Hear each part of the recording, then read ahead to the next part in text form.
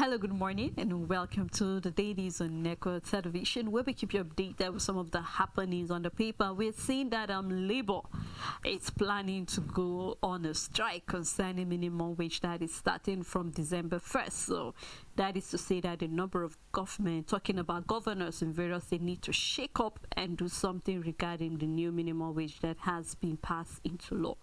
I am Sela Elisha Dashon. We have quite a number of stories we would love you to please tune in and then drop your comment and your views. I will be doing this program alongside Rachel Tansy. Good morning. Good morning, Sela. How was weekend? It was fine. How was yours? Great, thank you. Long with a number of events, but then thank God we're strong and healthy again. Yes. All right, we have quite a number of papers, and we would love to start with the New Telegraph newspaper. On New Telegraph, Nigeria's debt service commitment up 91.5% to $2.24 billion. And I'm looking forward to when we will start seeing report not only for our debt service but also the debt itself. You can continue with this story on page 4. NDIC commences sale of Heritage Bank's properties. The big story on the paper, new terror gang. ACF warns against being neglect, and then we say Lakurawa recruiting members with monetary incentives and force. Coercing compliance to its brand of justice system, calls for multinational task force to combat group as acting COAS rallies troops, Sokoto community leaders against terrorists. You can find details on page 4 and 8. 2025 fiscal year, Tinubu may present appropriation bill in December as Senate says executive has final decision. AGDP's federal government moves to prevent PNID mistake as AGF floats committee to audit memorandum of understandings. This is very important. Rivers crisis is part to political emancipation, says Fubara. U.S. election, Biden to meet Trump at White House on Wednesday. You can find details on page 6, still on the paper. Atiku's analysis demonstrates misunderstanding of nation's economic realities. I believe a reply from presidency concerning statement coming from Atiku. Shell didn't account for $173 billion oil revenue, Mossop is alleging. Remove PAP account from TSA, PAP phase 2 chair pleads with Tinubu and Ribadu. Stop ousting Nigeria, UI mocks Chief Imam begs citizens, or rather stop cursing Nigeria. UI mocks Chief Imam begs citizens. Rather than cursing, I think it's important that we bless this country. You can find details on page 26. Serap to Tinubu giving cars, houses to judges, threat to judicial independence. On minimum wage, NLC to embark on strike December 1st in defaulting states. We have a study that says ultra-processed food linked to rapid aging. You can find details on page 27. We have a picture where we see Dairy Institute Ernest Ikoli annual lecture says it's rare privilege to be Bayelsa governor. You can find details of this lecture on page 4, and that's all the news on New Telegraph newspaper.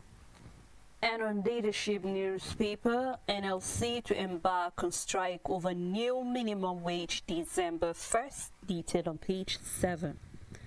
Looking at undue elections, steer clear of election duties, IGP wants Amoteku.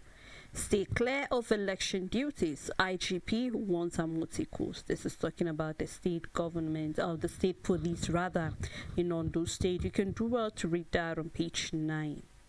Fact check, we have why did Okope says Atiku or Obi shouldn't have been better than Tinubu, and trending 15 die in Futu Sokoto road crash. You can find detail of that on page 2. Concerning high cost travelers, dumb local agent buy foreign ticket outside Nigeria. And we have few judges giving judiciary bad name coming from the Chief Justice of Nigeria. The big story, wipe out Lakurawa, now northern leaders tell military, says terrorists sacking security agents and local vigilantes. troops pound bandits in Kebbi and Zamfara, where we see that we about scores of about 15 or so were killed there, coming from this new terrorist group. And I think this is where we need to call on the government to do something regarding that, Rachel. We clearly remember the way the Boko Haram started. It was more like a joke. Remember back then in, I think, 2009 or so, back then was when we started this. We heard about this new terrorist group, and I think Nigerians did not believe that it would get that bad now. And we've seen that ever since we had Boko Haram, we had new terrorist group coming out gradually and become even more powerful than even the Boko Haram itself. Now here we're seeing another one coming up, and I'm just hoping that especially our northern governors will come together to see what can they do before it escalates and becomes something that they can no longer manage. We shouldn't overlook and say, okay, this is just a little group. We never can tell what this group can do. Now we're looking at where northern leaders are calling on the military to please do away with them. So we hope that the military will get support from the northern leaders as well to make sure that regardless of what it is, whether it is political, religious, or whatever it is, they will do what is needed to be done to clear this new terrorist group, because they are really, really going to cause a number of harm in the country. So I also think because their recruitment method is incentives and then force, I believe that this makes it easier for them to die down immediately. Like as soon as the fire starts, if the government will put all hands on deck, will put security personnel will do their job to 100%, I don't think this terrorist group will see the light of day. I don't think they should be able. The fact that there's incentives being given, it means they have funding for them to be able to cajole people with money and all of that. However, it already beats the fact that they do not have a strong foundation in regards to mindset, in regards to the purpose that is driving them. We know Boko Haram, we know it's a movement above terrorism. They do have what we can call, they have what they're trying to achieve. They have aims, they have objectives, they have religious belief and all of that behind that. We can say all of these factors are the reason certain terrorist group will be waxing strong as time goes on. However, for this one, we cannot undermine them. But for the fact that they have to force people to be a part of them or give people money, then it means that they do not even have a strong enough goal or objective for someone to want to willingly join them. It looks like recruiting people to do evil with you. And we know that by virtue of that alone, if the government will wake up, if our security agencies will wake up and do their job, I think this group, I'm not undermining when it comes to terrorism, it can't be undermined, but I'm saying that the government of Nigeria should be above this terrorist group whatsoever. They should be able to quench the fire immediately as it starts, before it spreads or before it goes any further than where it is. So I'm looking forward to see this job being done. I know people are hungry, and we've seen where for 500 naira people have done harm to others. We've seen people, touts, tearing up chaos for as little as a sum of 500 naira. So as I'm saying, it doesn't undermine the havoc that this terrorist group can do. However, I'm saying it puts the government an edge above them if they are willing to put in the work that is expected. You know, you took that thought right out of my mind, because I was about to say for them to use monetary incentive, just like we're seeing on the papers, I need to see they're taking advantage of the opportunity that people are hungry, people are actually going through a lot of things, people are poor, and so because you do not have money, we've seen where Obasanjo have been hammering on the fact that you need to make sure that people are educated, because lack of education is what is giving rise to all all of these things that we're True. seeing. So that is why I think, just like we rightly say, this is where we need to call on the military, we need to call on the northern governor, we need to call even on the federal government. What can you do? If people are being recruited because they do not have money, because they are hungry, because they are poor, that just tells you, just like say, you have an edge. So you take advantage of it, make sure that all that is needed. I mean, we saw what some of the minors that were being arrested and being released to the state. We saw some giving 100,000 smartphones and the rest. I hope beyond the 100,000 and the smartphone, we're doing something better, because you can squander 100,000 there, and then after that, what happens? Next, You get hungry, you sell the smartphone. What happens after that? So we hope we do something better and smarter this time around. Still looking at the leadership newspaper, we have demolition. Traders sue Lagos, demand 3.4 billion naira damages. You can find that on page 6. 2 killed in Iboye boundary dispute. You can find detail of that on page 6, and I hope that the government of that state will, get into the issue of that, because we've seen where thousands are being displaced as a result of dispute. Is that because of land or boundary or anything of sort? And the NDA smashes cross-border drug syndicates. Stop undermining Tinubu presidency, tells Atiku. You can find that on page 6. We have a picture story where we can see the general manager, Glamour Construction Company, and then we can see the coordinator, Satellite Town Development, Abdul Razak, and then we have the FCT minister, Yesom Wike, the former senator representing the FCT, Senator Philip, during the inspection of the ongoing Kuje Primary School Market Road. This happened during the weekend, and that's all on the leadership newspaper. On Nigerian News Direct, vandals strike again, destroy Lokoja transmission line. You can continue with the story on page 21. Liquidation dividends, NDIC to auction landed properties and chattels of Heritage Bank. Rivers political crisis is God's will for emancipation, a statement from Governor Fubara. Atiku's constant critics of Tinubu fueled by election defeat, a statement from presidency. I also hope the presidency alongside Atiku pass this level of thinking that exchange of word, and then the presidency is still saying the fact that it's a hangover for losing the 2023 election. He's not the first person being vocal concerning what is happening in Nigeria. The unfortunate thing is that he happens to be in an opposition party, so it makes it look very political. However, the question is, if his criticism is not on point, if it's not constructive, if it's not really what we are facing in the country, I think we should look past that. It doesn't matter. Your administration will be criticized no matter how good it is. We can take it back, because one of the best administration we've had, and ever since I think the Nigerian economy have been struggling,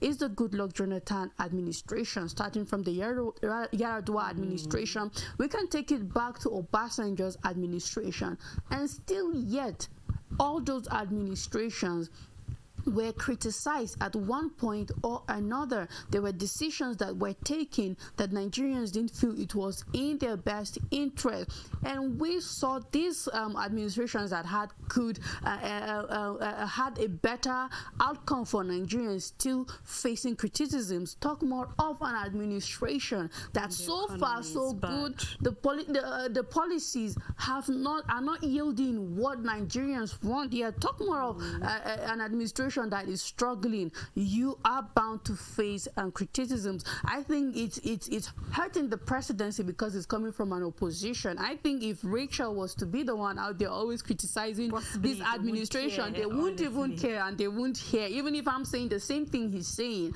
I think it will fall on deaf ears. But because it's coming from a prominent person and a well-known Nigerian, I think the only defense the presidency is having is that it's coming from losing the election. But then I just hope that we will move past that level as a country. Still on Nigerian News Direct, governors endangering perception of judiciary by giving cars, houses to judges, Serap tells Tinubu and AGF. You can find details on page 6, and that's all the news on Nigerian News Direct. On the Vanguard newspaper, it's rare privilege to be Bayelsa governor, coming from Governor Dire. And we have Obi can become president in 2027. We will prepare very well, coming from Tanko. Concerning hunger, children scavenge for leftovers at parties and prayer houses. Now we see why that terrorist group can get strong if this is what is happening. So I think that the federal government and the state governors need to do something regarding that. Detail found on page 7. Concerning petrol, which is the big story on the paper, banks loan for imports to hit 3.5 trillion naira. Now on the right, following that story, marketers sent to increase importation. Pump price higher than the actual market price, coming from NLC alleges. And then we have claims Nigerians are being ripped off by marketers. At $72 per barrel of oil, imported petrol should be cheaper in Nigeria. Experts are saying that. Apeman falls NLC says market fully deregulated. Why marketers prefer importation, coming from analysts. Federal government is supporting marketers to move, coming from OGPAN. And then Dangote Refinery has commercialized term issue. Dangote Refinery has commercial the terms issue. This you can find in the paper. As well, still on Vanguard newspaper, Greek collapse, certain elements sabotaging power sector reforms, coming from the Power Minister Adilipu. Detail found on page 10. We have Obaseki Okweholu differ over non-invitation for inauguration, alleged 5 billion budget. You can find detail of that in the paper. Concerning minimum wage, NLC directs workers in defaulting states to begin strike December 1st, warn against making Rivers workers as victims of political crisis. Still on the demolition, we won't succumb to blackmail, FCT minister is saying that. Bode Josh to Sanwo-Olu, he's saying Lagos traders harassed flock like criminals. Lagos traders harassed, flocked like criminals. You can find that in the paper. And on sport, we have CAF women, dominant Edu Queens, Mall CBE, top group B. You can find that in the paper. And we have the picture story where we can see Tinubu launches U-Lesson educational tablet, where we can see the First Lady there presenting the U-Lesson educational tablet to a student of Kadaba Preparatory School. And then we can also see other people that were present during that. And this happened recently, and that's all on the Vanguard newspaper. On the Abuja Inquirer, the first story, I Umokude Foundation invites nominations to transform primary healthcare centers in Nigeria. The big story is on presidency. Atiku envious of Tinubu after 6 failed attempts. FCT lags behind on eBird registration. You can find details on page 6. We have a story still on monkeypox. World Health Organization, Africa CDC develop vaccination plan for Africa. Abuja battles nutritional needs of 3,000 households. FCTA seeks international assistance. You can start with the details on the front page. And we have cross sections of picture 1 at the top where we can see the Minister of Information and National Orientation, Mohammed Idris.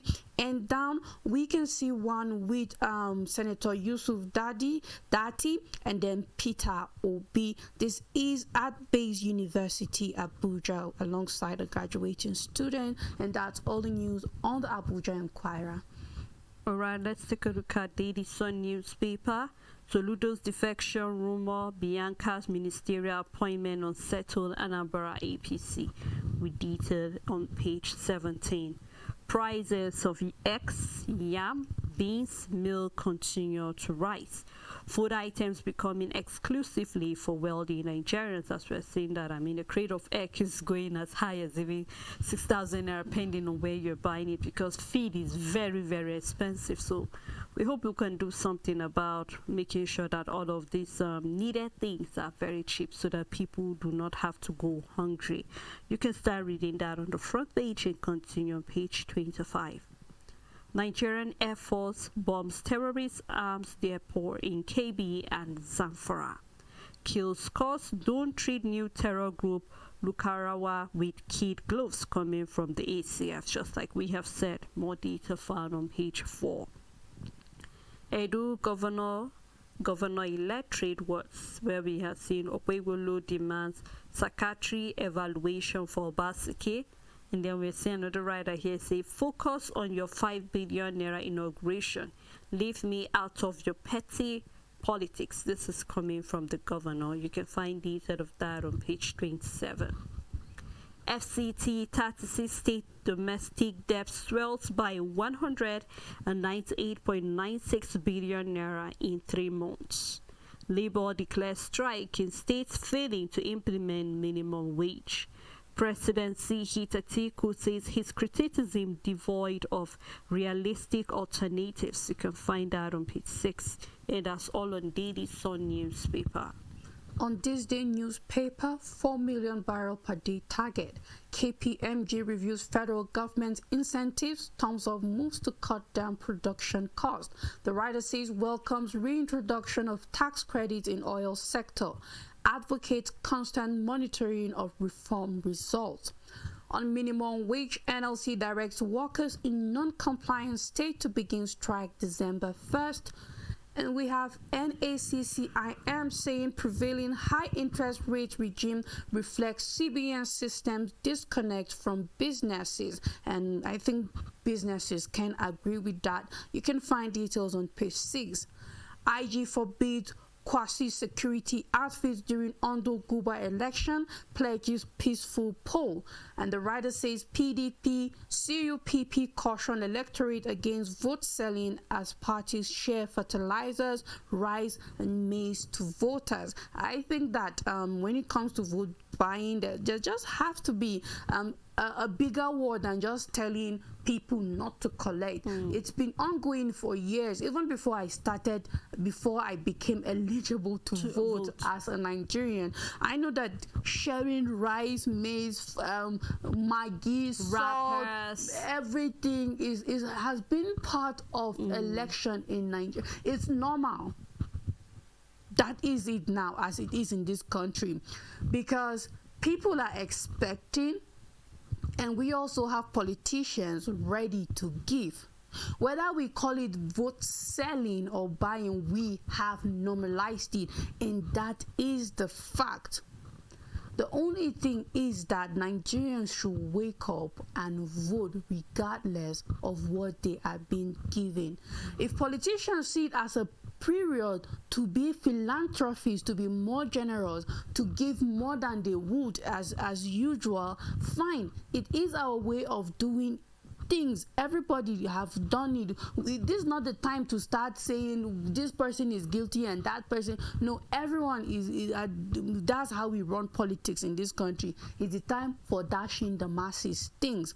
However, we need a better orientation concerning who to vote into power. We need Nigerians to be more intelligent, to be more precise, to make their choice independent of the Maggi or the salt or the wrappers or the rice that they get. And most importantly, to demand credible people out there. That we are having so much options of credible people that in the end it doesn't matter whether the person gives you Maggi or bag of rice.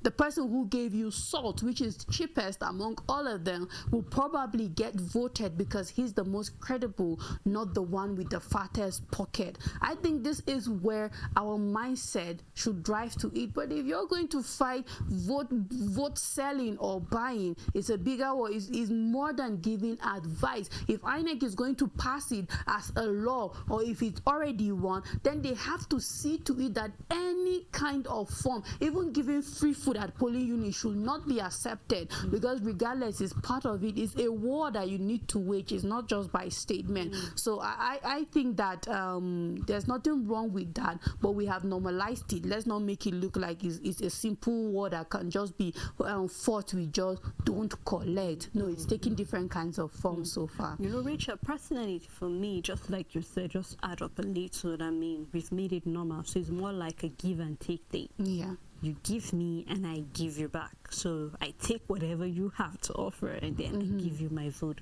But just like you said, we have made it normal, and I think it's a mindset that we need to work on. Sure. Now, what has been a point of concern to me, or for a number of years right now, is the fact that most of the people we have coming out sometimes reach up for elections are people we have no idea who they are.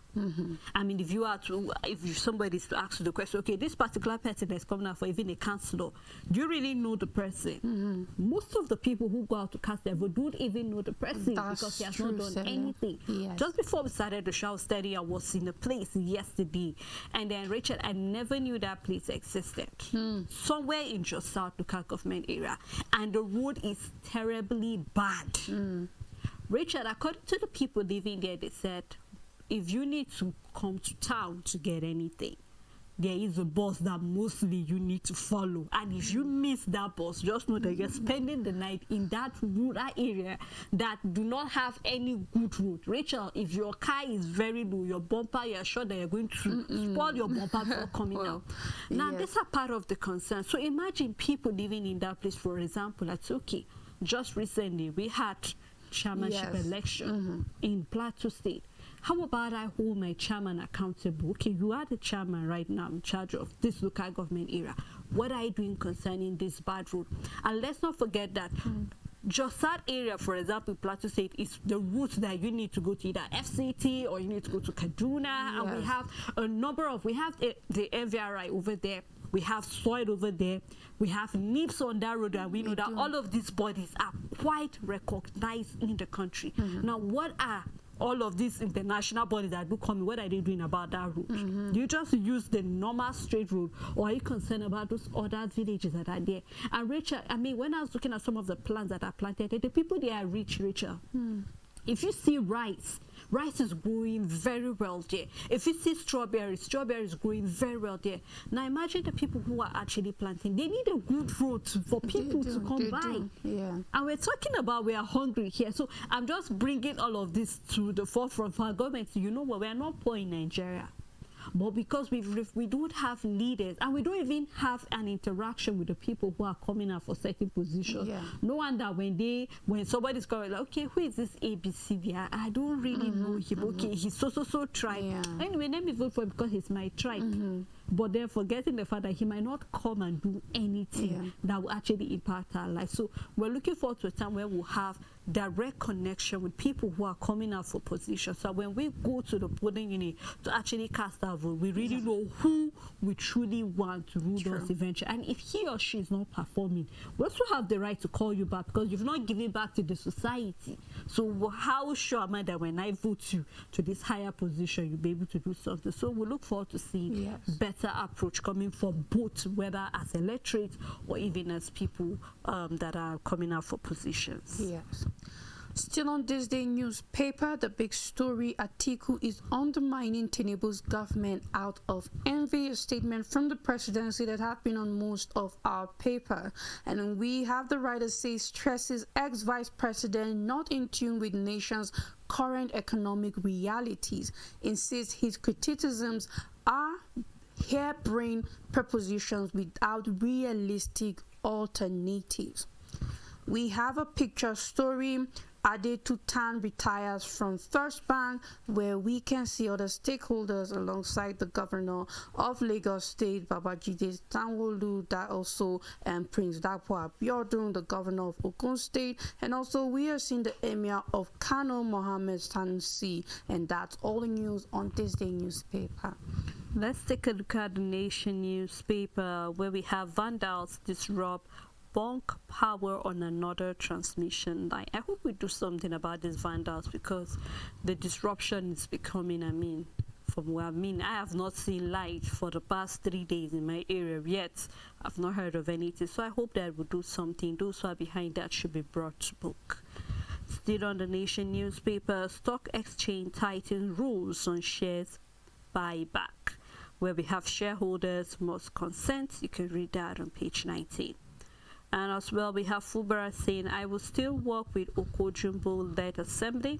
And then Kwankwasso's meeting with Otis signals 2027 alliance talk. Both stories can be found on page 5. Concerning Ondo 2027, Gandoji Jimo Ibrahim solicits support for Aida Tiwa. IG won against political interference and violence. 60,000 NSCDC personnel for the election duties. Police announced traffic diversion in Akure as a result of the election. All this can be found on page 7. This goes and says consumers must pay for meters replacement. Firms snub FCCP and ERC. You can find that in the paper. The big story on the paper, how tax reform bills will boost revenue for tiers of government by panel. Payment consolidated, the rich to pay more, VAT favors states and councils. And we have some of the highlights here. Say VAT decentralization to address states' long-standing concern on fairness.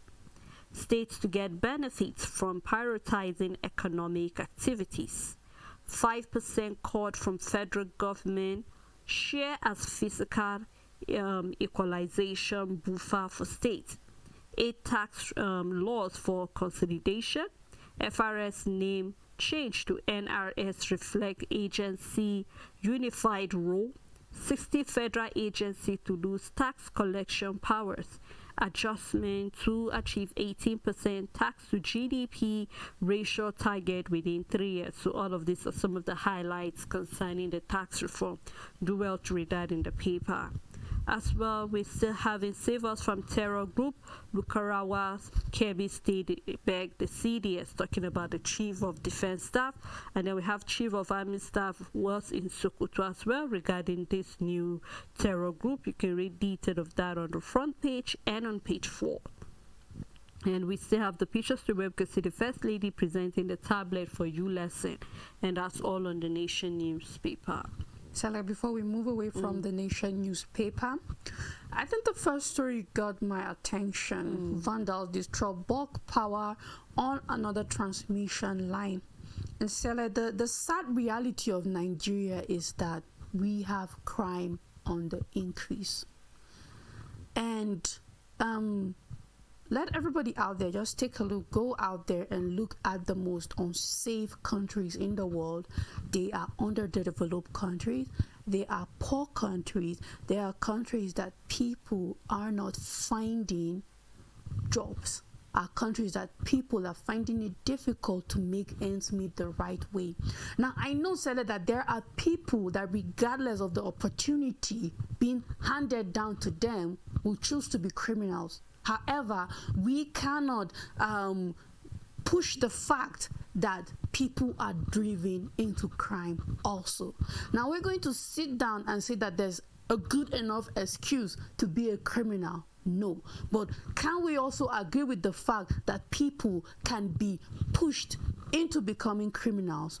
It is a fact out there that this is also happening. When you look at countries that are faced with terrorism, that are faced with narcotic crimes and all of that, with gangs, with all of that, all across the world, Sele. These are countries where people are struggling to find legit jobs. People are struggling with employment. People are struggling with hunger. People are struggling with all kinds of economic problems left, right, center.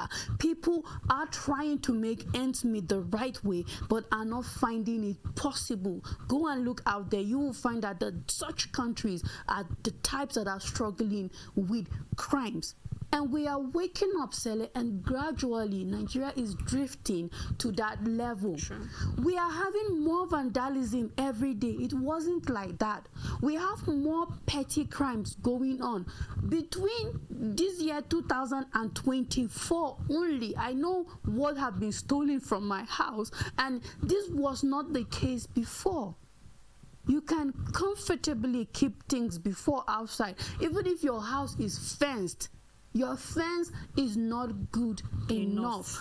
Petty crime is increasing. And are we going to sit down and just say these people wanted to be criminals? Like I said from the beginning, I said, yes, there are people that regardless of the opportunity being given to them will choose the life of crime. However, the majority out there are pushed into crime because they cannot. I believe that majority of humans and people, not only Nigerians, will want to make ends meet the right way.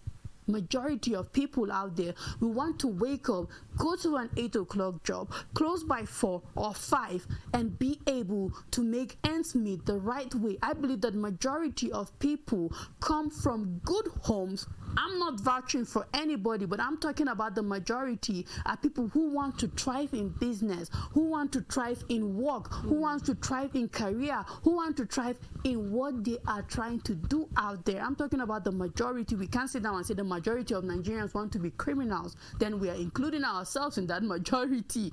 So let the government wake up, because whether we like it or not, people are being pushed into certain lifestyle. People are becoming thieves every day, not because they chose to become that. And we're not sitting down and saying it is okay. But how many people are strong-willed, Sele, to say at all costs, I will be a good Nigerian? How many are out there? So this shows that there's something wrong with our economy. It shows that we are drifting. It shows that we are not becoming developed. We are still very underdeveloped, and we're probably back where we never were in the first place, Sele. So I just hope that this is an eye-opener, that you know what, our economy is becoming terrible. It's everybody is feeling the impact. Things that were not stolen before are now stolen from people because they are having value, and somebody can even steal it and get something out of it. So for me, this says so much about our economy, about our life, and what is happening in the country. And I just hope that it is a wake-up call. Now, moving on to the Punch newspaper, the big story: state debt hits 11.4 trillion naira as federal allocations rise. The writer says foreign debt hits $4.89 billion as states owe 4.27 trillion naira local debt. Lagos, Rivers, Kaduna, Delta, Edo top chart. So we can say that despite some of these states generating a lot of revenue, they are also in a lot of debt. You can find details on page 2. On Ondo governorship poll, IG bans Amotekun, orders as 15,500 ad hoc staff deployed. INEC clears 1.7 million voters for Saturday's poll.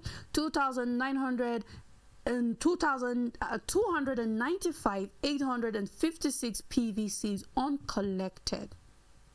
Troops launch manhunt as Lukarawa intensifies killing in Sokoto and Kebbi. Ministries making illegal requests for workers' promotion. This is a memo. You can find details on page 44. NLC gives governors December 1st deadline for minimum wage payment.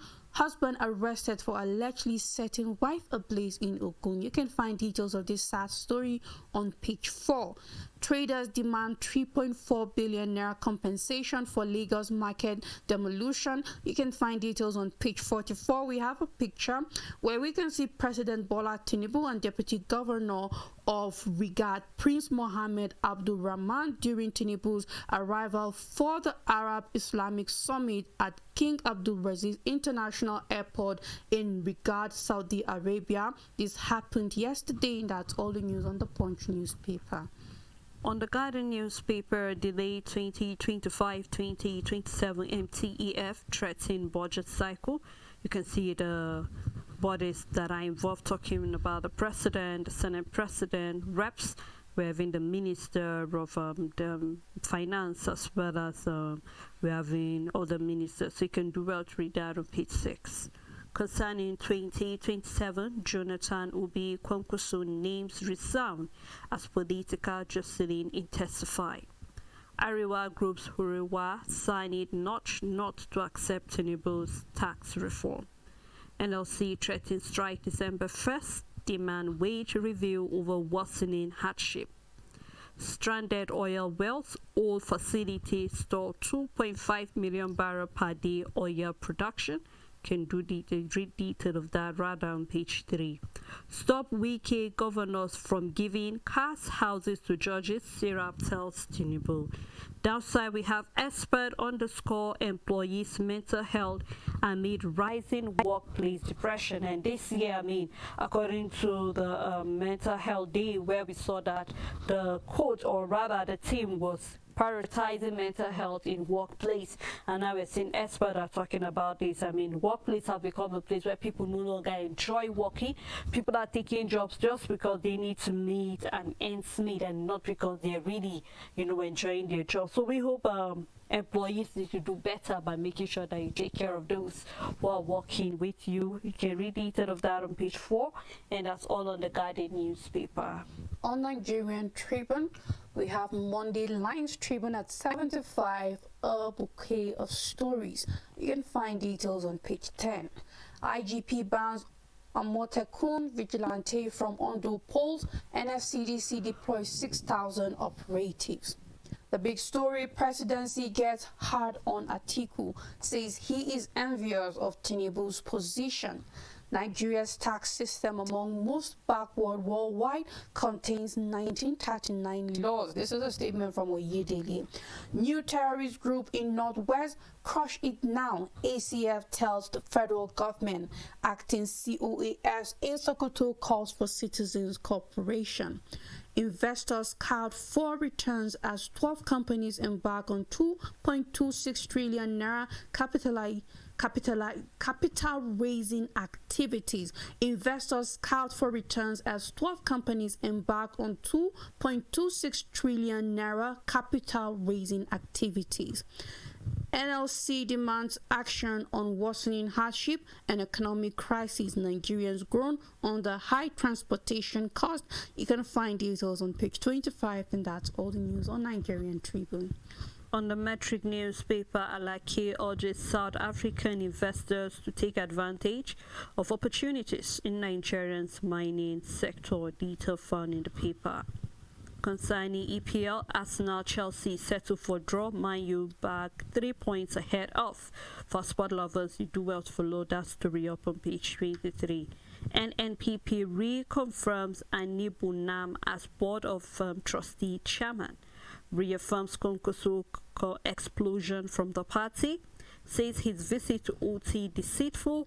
Warns Abia governor not to be dragged into party's internal affairs. As well, the big story: State of Nation comments again, presidency bombs Atiku.